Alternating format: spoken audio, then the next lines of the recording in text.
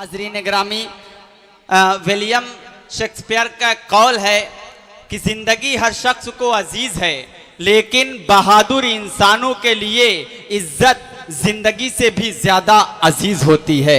हाज़रीन अज़्ज़ाम, आज कल हम किस तरह के इंसान थे, कल हमारे असलाफ के किरदार क्या थे और आज हमारे किरदार क्या हैं।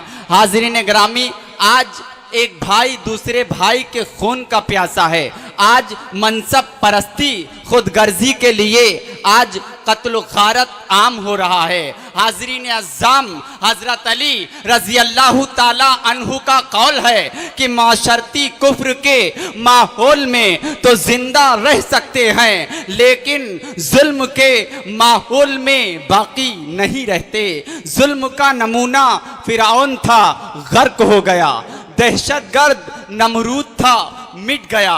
जिहालत का मंबा अबू जहल था, किस्से पारीना हो गया।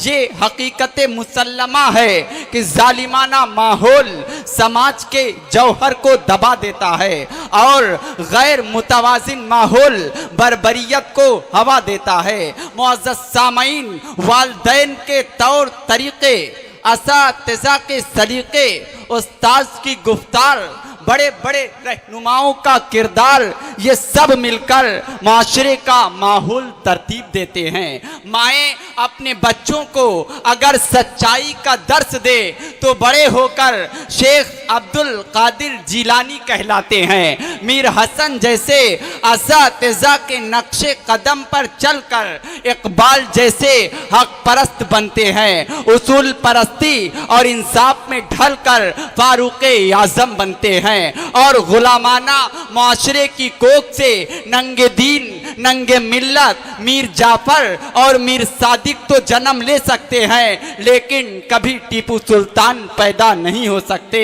मुअज़्ज़ज़ सामईन, हर इंसान मुरक्का है मुख्तलिफ अज्जाए तरकीबी का, सिर्फ जिस्म की नशोनुमा हैवानियत पैदा करती है, जबकि रूहानी फिक्र उसे इंसानी कदरों से आरास्ता करती है।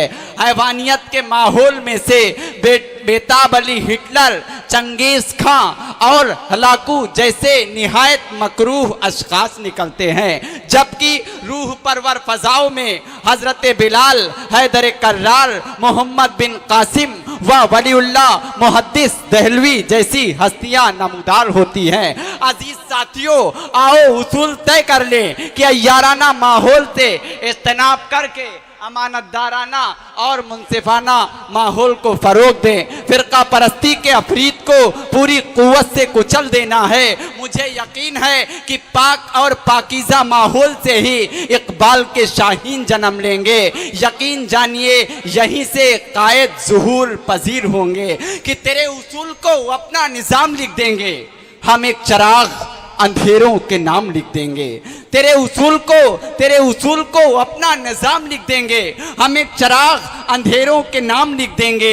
तवील कर ले अभी और दास्ताने सितम, वरक वरक पे तेरे इख्तिताम लिख देंगे।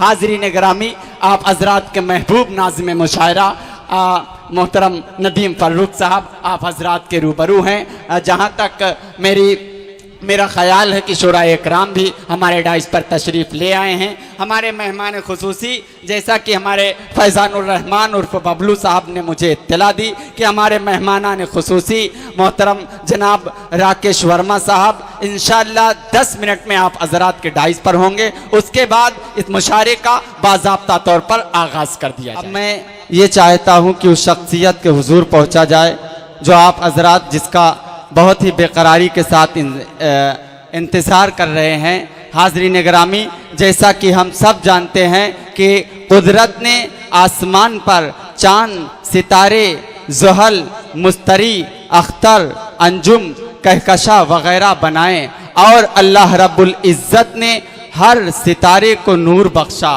आज हमारे दरमियान हमारे डाइस पर शुराए इकराम मौजूद हैं जब इन पर मेरी नज़र पड़ती है तो मुझे ज़ोहल, मुस्तरी, अख्तर, अंजुम जैसे सितारों का तस्वुर होता है। लेकिन इन सितारों की झुरमुट में एक मेहताब भी होता है, जिसकी रोशनी जब जर्रे पर पड़ती है तो जर्रा चमकता है। ऐसा ही मेहताब आज हमारे डाइस पर हमारे दरमियान मौजूद है, जिसकी रोशनी की ठोकर से मुझ जैसे जर्रे में चमकने का शऊर पैदा होता है। वो मेहताब, वो नाम मोहतरम नदीम फर्रुख साहब का है। एक मर्तबा पुरजोर तालियों से इस्तकबाल कीजिए, जिनके लिए मैं इतना ही कह सकता हूँ कि गुलों में रंग भरे बादे नौ बहार चले, चले भी आओ कि फूलों का कारोबार चले।